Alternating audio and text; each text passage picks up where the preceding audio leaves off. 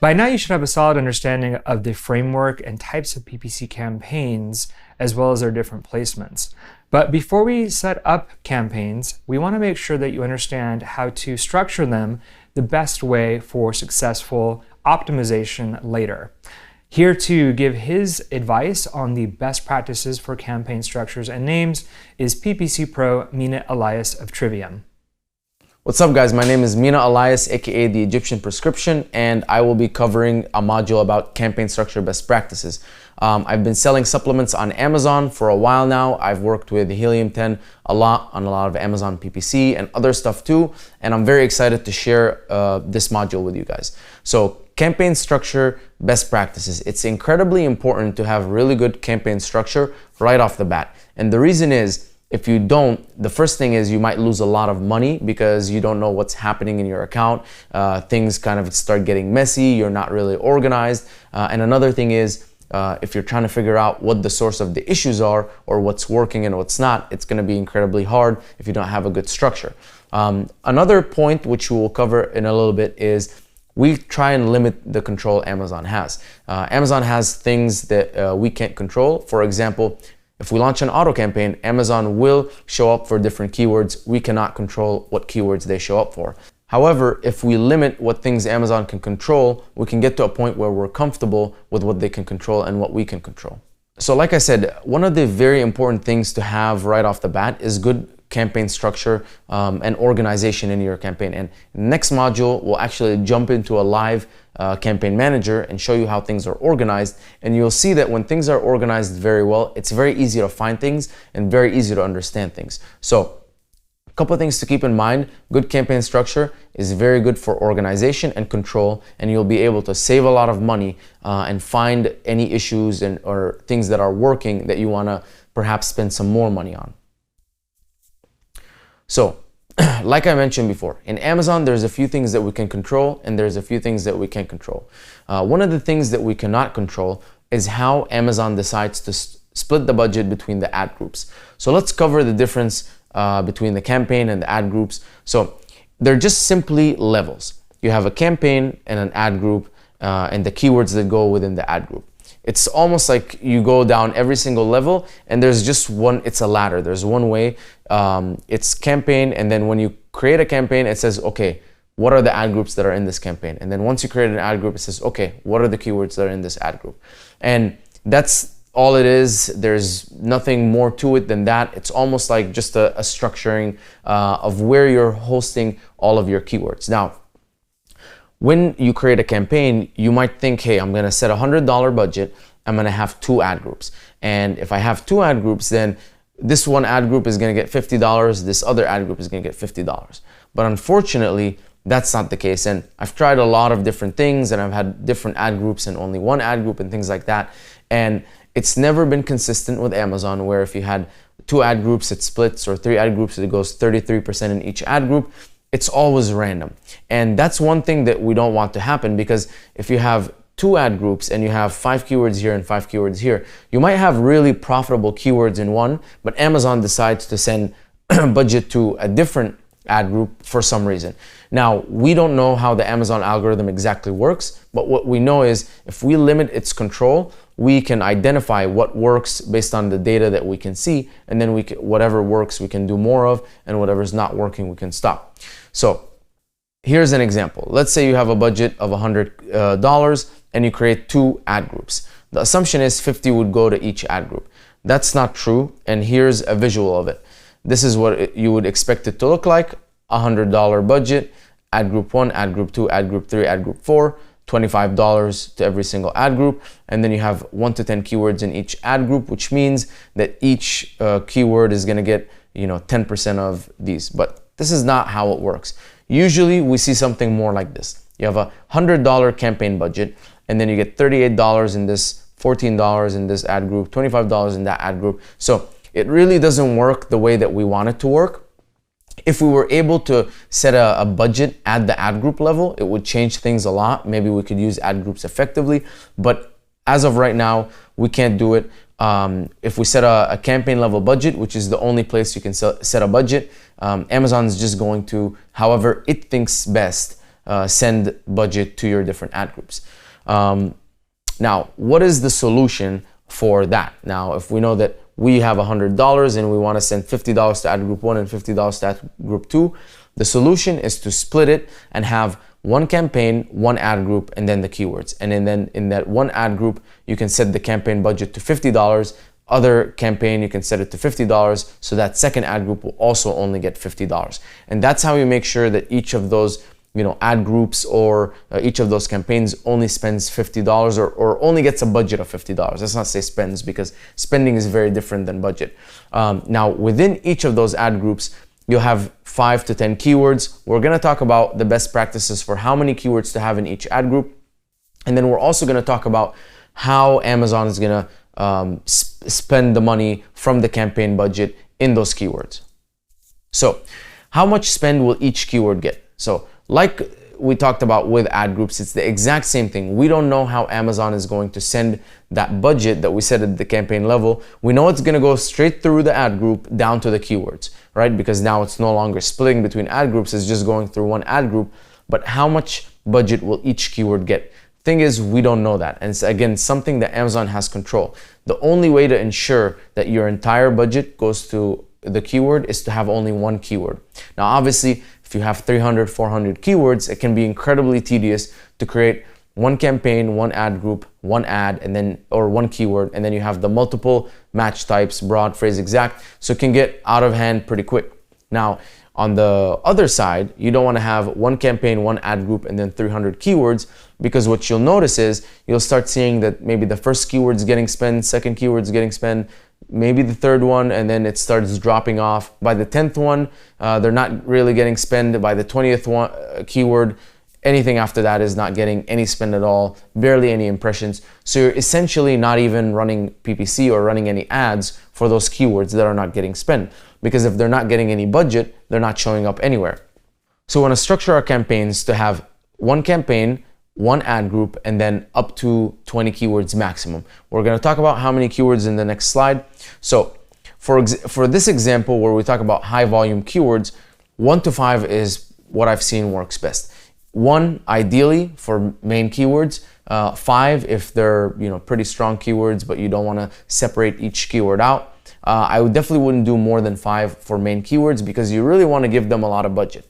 Now, someone could ask, well, why don't I just increase my budget from 100 to 500? Won't that give enough budget for all the keywords? And the answer is unfortunately not. What I've seen happen is Amazon will just take that budget and pump more of it to the keyword that it's been giving budget to. So if you have 5 keywords in there and you start noticing that one of them is getting most of the spend, the other keywords are not getting the spend, that's when you know Amazon is taking that campaign level budget and it's sending it all to, it's going to go through the ad group and it's going to send it all to one keyword. And we don't know why Amazon does this, but the theory is Amazon says, statistically speaking, we think that this keyword is going to drive more sales, so we're going to send all of the budget here. Now, these other keywords might be a lot more profitable, but this one might have a higher likelihood of being seen, being clicked on. So Amazon might say, even though this is not profitable, which they don't really care about if it's profitable or not, they care about what's the highest chance of converting into a sale, right? Because that's what they're optimizing for. Now, medium keywords, 1 to 10, medium low volume keywords 1 to 15, and then low volume keywords 1 to 20. Anything beyond 20 I've really not seen any success with. Now, if you ask me how do I determine if this is high search volume, medium, or low, you have the wonderful Helium 10 magnet tool. You can go in there, you can type in a keyword, right on the top left it's going to show you the search volume for that keyword. So you can quickly figure out what the search volume is.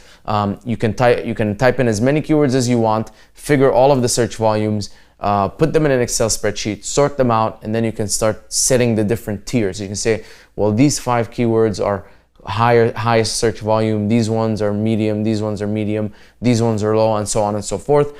And if you start getting stuck and saying, where do I draw the line? Do I have a keyword at 5,000 search volume? I have a keyword at 4,000 search volume. What should I do? Is this a medium? Is this a low? It doesn't really matter at that point. It's not a science. Put them in together in the same ad group. And if you start noticing in 7 days later, you look at the data and you start noticing one keyword is getting a lot of spend, let's say $30, and another keyword is getting $5. At that point, you're like, that first keyword is getting all of the budget, second keyword is not getting budget, let's move it out. And same thing happens if you have 5 or 10 keywords in there. It's very good to wait a week, jump in there and then look. You can sort by spend, you can sort by impression and say, what's happening here? What's going on? Is one keyword getting all of the spend, or are they evenly distributed? 21, 20, 18, 16, 15, that's very healthy. It's a spread. Some keywords have higher search volume, some keywords get clicked on more, so it's fine when you have some sort of variation. But if you notice that 1 or 2 keywords are dominating, they're taking all of the budget, and then these other keywords are not really getting a lot of spend or a lot of clicks. And I like to look at spend over clicks, because with the spend, you can see a very big difference. You'll see the top one has $20 in spend and then the bottom one has 5, versus looking at clicks and then the clicks are all like numbers that start getting mushed up. And when there's no dollar amount kind of attached to the numbers, it might be hard to visualize if it's working or if it's not. So that's what I would suggest. Keyword budget allocation, it's very critical to also keep in mind that different keywords are going to perform differently. So if you have a high search volume and a low search volume keyword, do not put them in the same campaign, because this is a surefire way to make sure that all of the budget is going to go to the high search volume keyword and not the low search volume keyword. And what happens is then you're essentially not running any PPC for that lower search volume keyword, because if you have a high search volume and then a bunch of low, and Amazon just keeps sending all of the budget to that high search volume keyword, the other keywords are not getting any spend. And if they're not getting spend, it's as if essentially you don't even have them in your campaign, right? To summarize this module, guys, campaign structure best practices. You want to have a campaign, and then you have one ad group within that campaign so that the budget can flow right through the ad group. And then you want to have up to a maximum of 20 keywords, preferably 5. I love 5. 10 if you want to kind of be somewhere in the middle, just so the budget can be evenly allocated. Anything beyond 20 really is not effective. And you want to make sure that you separate the high search volume from the low search volume keywords out. If you don't know if it's high or low, you can always go in, Magnet in Helium 10, search, look at the search volume for the keywords, find the search volume, and then make a decision off of there. All right, guys, so after covering campaign structure best practices, we're gonna cover campaign names best practices. And I wanna show you some stuff in the account here that's very important for organization. One thing I wanna start off by covering is portfolios. So right here on the left, there's something called a portfolio. A portfolio is essentially a folder for all of your campaigns. So again, if we look at the structure of things, we have a campaign, and inside the campaign we have an ad group. Inside the ad group we have keywords. Now, if you have 100 campaigns, 50 are for your product number 1, 50 are for your product number 2. The way to separate it easily, because you don't want everything mixed and matched together, is you can create a portfolio and then take all of your campaigns for one product and put them in the portfolio. It's simply like a folder that hosts your campaigns. You can click on the portfolio and then you can see the performance. We have this beautiful dashboard here, which shows the spend and the sales and the ROAS and all of these nice little things. But if I have, you see here, different products, different campaigns for different products, then I don't know, is this 2.97 ROAS for all of my products, or is it for one product? Or so sometimes it gets hard. Now, I'm gonna also cover why names are so important, because you can actually tell right away how the performance of a product is doing simply by the name, if you've named everything correctly. But to make your life easier, create a portfolio for every single product that you have, and then put all of the campaigns in that portfolio. Now, for variations, if you have different size, color variations, it all depends on how you're gonna build your campaigns. If you create a campaign and inside that campaign, when it asks you to select a product, you're going to select all of the variations for your product, then when you create a portfolio, add all of the products, all of the campaigns for all the products in that portfolio. But if you're gonna say, well, my blue flavor and my red flavor, like for example, my blue raz or my mango pineapple, they perform differently. They each get their own campaigns. They're not child-parent variations. They're simply separate listings. Each one of them gets a different portfolio because they perform differently. They're in different campaigns Why should I mix things? And it makes it very simple to look at things and I say, oh wow, my Blue Raz is performing amazing. It has a good return on ad spend. It has a very low ACOS. There's good sales. Oh, but my Mango Pineapple, that's not doing too well. The ACOS is very high. The ROAS is low. It's spending a lot of money and it's not making sales. So I can start making decisions, say, well, what's going on here? Another thing could be if you just launched a new product. So you have a long existing product, it's doing very well. When you launch a new product, you're probably going to lose a little bit of money right off the bat when you're trying to get some sales velocity and get reviews and all that stuff. And then later on, it's going to perform better. So initially, if you have everything all mixed up together, it could look like this product, your entire portfolio is not doing well. But it could just be that your products are doing amazing, the existing ones, and the new one is just not doing so well right in the beginning. So it's very important to keep everything separate. And if you jump in here and you click, Simply Celery, you can look, can look at right away. This is the performance in the last 30 days just for Simply Celery. And then, if you click on the other ones, it'll be the same thing for the other products. But when you click on all campaigns, this is basically going to show you all of your campaigns. Now, and this is for all of the different products. So campaign nomenclature, why is it so important? As you can see here, you have all of your different campaigns. What if I want to say, what's the performance of just the celery product? And yeah, maybe it's they're in the portfolio, but if you want to do it quickly, you can just type in SC here. Now, you'll notice that for my campaigns for celery, I always have SC Simply Celery, the code right at the beginning. Now, this code will help me identify that this is the Simply Celery product right here, right at the beginning, and I can figure out what it is. Now, in other cases, for example, let's see, SD, here we go. Again, I can figure out right away, this is the performance for SD. So you notice right here, ROAS is 1.13. So the SD performance is really bad. Meanwhile, the SC performance is really good. So just a couple things to keep in mind when we're doing the campaign nomenclature. Number one, the code at the beginning, SCSD, it's always important to have a product code. Some people like to do ASIN. The problem with ASIN or the problem with SKU is you're not going to memorize codes. It's already hard enough to memorize your phone number. Why do you want a code in the beginning of your campaign name? Just make it something simple. SD, Simply Detox. Very simple. Very easy to remember, and you can right away figure out what product it's for. Now, always do space dash space, because if you don't do the space dash space, sometimes you can have SD and it can be connected to something and then it doesn't show up. So just always have a space in there, makes things easy. Now next, what are some other things you can include in your campaign names that will help differentiate it? Well, one, if it's auto campaign or if it's a manual campaign.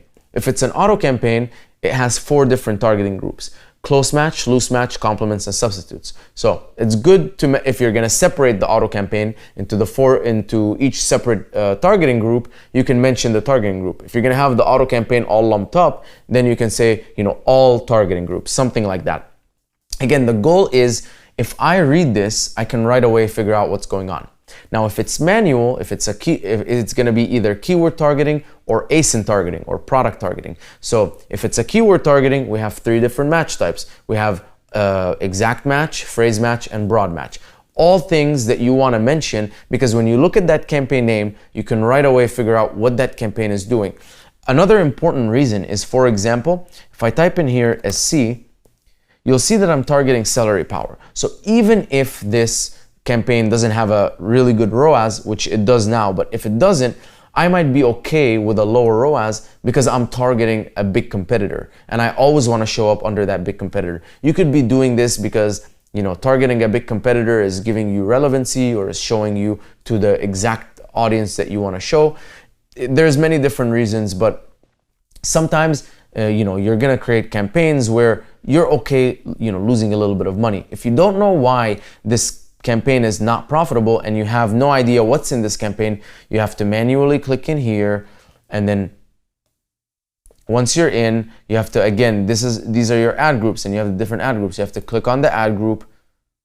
Once you're in the ad group, you have to click on the targeting, and finally, now that you're in the targeting, you figure out what this is. It's targeting one ASIN, and then you have to copy this ASIN, go to Amazon.com, search the ASIN, and then finally figure out what I knew right off the bat, which is targeting Celery Power, which is a big competitor. So you would have spent 5 minutes doing something that your campaign name could have given you in 2 seconds.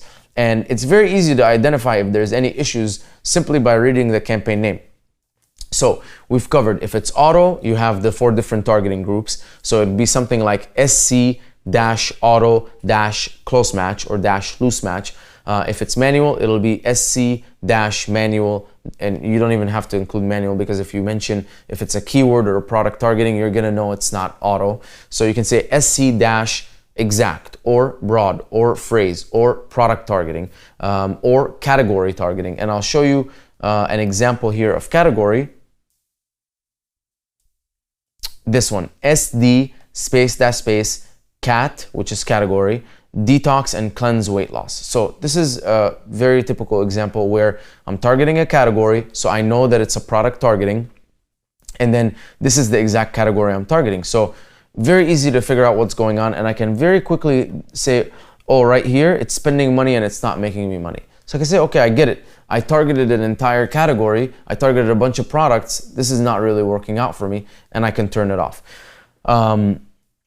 Now, other things we can include is the source of where you got the keyword. So did you get it from main competitors? Or did you get it from a search term report? Or did you get it from Helium 10 as the top 10 keywords? Very important, because if you say, I got this from the search term report, we get it. It's just unique keywords that you found that you're launching and trying to figure out if they work or not. But if this is a main competitor and maybe the ROAS is not so good, or maybe you're spending and not making a lot of money, you want to look into this. You want to say, okay, this is a main competitor. Am I okay spending that money? Am I not okay? And you can also very quickly sort through a lot of these things. So I can say, show me how my exact campaigns or exact keywords are performing. And this is how all of the exact is performing. So if we did something like this, which is SD exact, you have to do it. You have to have really good nomenclature in this case. So you can't really show exact and at the same time show if it's for Simply Detox, but this is why we have good portfolios. I can click in Super Detox here, and I can click exact, type in exact, and now it shows me the performance of the exact keywords over the last 30 days. And these are just exact keywords. Now, if I want to look at the broad, I can simply say, okay, show me the broad. And here I can see that the broad, so this kind of tells me right away, broad is performing a lot better than exact. And it's important to see these things, because these things will help you make decisions a lot faster than having to click into every single campaign and then click on the ad group in the campaign and then doing a full investigation. Now here you'll see some numbers, 17, 11, 22, 1. When it gets to a point where you're having the same name over and over again, like example, this is a main keyword, broad 1. If you have 30 main keywords or 20 main keywords, what do you do in this case? You could mention the keyword if you're only doing 1 per campaign, or you could just put a number. For keywords that I discovered from the search term report, for example, these are keywords. I went into the search term report. I had auto campaign running. I saw a bunch of customer search terms. I said, okay, these are all unique keywords I haven't bid on.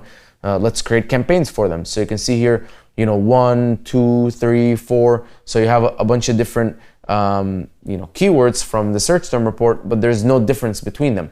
So I just add a number at the end of it.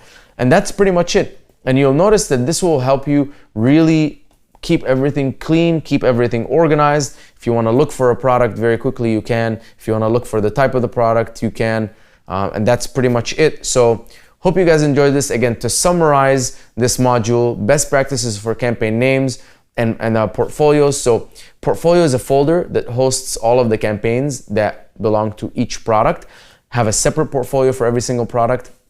When you're creating campaign names, have a product code for your product. So for example, SC, SD, and you can go as complex as possible, but the goal of the code is that if you read that code, you'll immediately know what the product is without having to go look at what the ASIN is and figure out, okay, this is the ASIN, and let's go into the inventory manager and figure out what this ASIN, what's the product. Then after that, you want to have something that determines, is this auto or is this manual? If it's manual, is it exact or broader phrase, or is it a product targeting campaign, or is it a category targeting campaign? Any additional unique identifiers, is this the main keyword? Is this a competitor that you're targeting? Whatever it is, and then a number, just because you're gonna run out of names and then you're just gonna have to start adding a number, 1, 2, 3, whatever, to keep the campaign names going. That's it, guys, and good luck.